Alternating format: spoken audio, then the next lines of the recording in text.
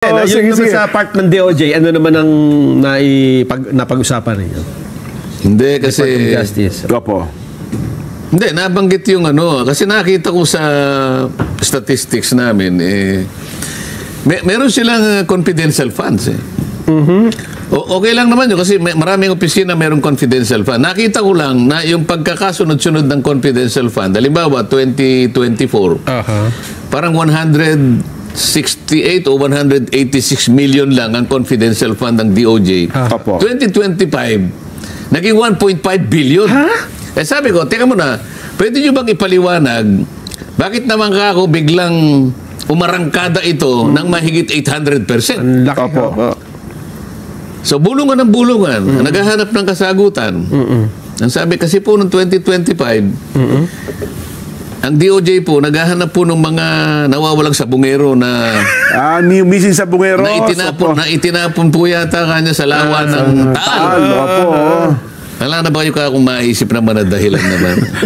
Nang dahilan sa paghanap nyo ng sabungero Opo. at nakahanap kayo kako ng mga buto ng palaka, yun ang 1.5 billion. So, nakahanap ako ngayon ng dahilan, natapyasan ko yung 2026. Bakit magkano hinihingi nila ngayon? Ganun pa rin. Hindi, dinagdagan pa namin eh. Kaya sabi ko, Mr. Sponsor, masyadong malaki itong 786 Milyon. Opo. billion na ito, sabi ko. Billion sa DOJ. Million para sa 2026. Opo.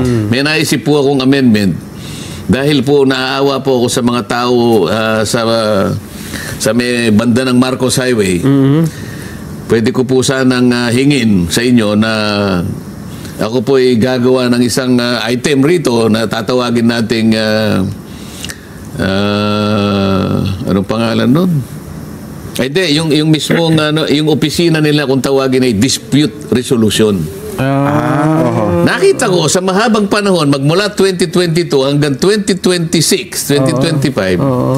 Bakit ka ako 186 million lang ito? Opo. Napakakawawa. Minamaliit ba ninyo ang kahalagahan ng Dispute Resolution Office?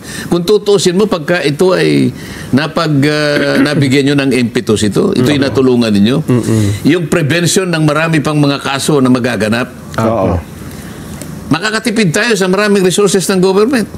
So yung pong kalahati nitong 796 million na confidential fund na ito, yung kalahati, ibigay po natin para magkaroon po ng sapat na nito. So in proper time, Opo. Mr. Sponsor, in proper time, Opo. mag-a-amend ako, bawasan natin ito, ilalagay natin dito. Yun.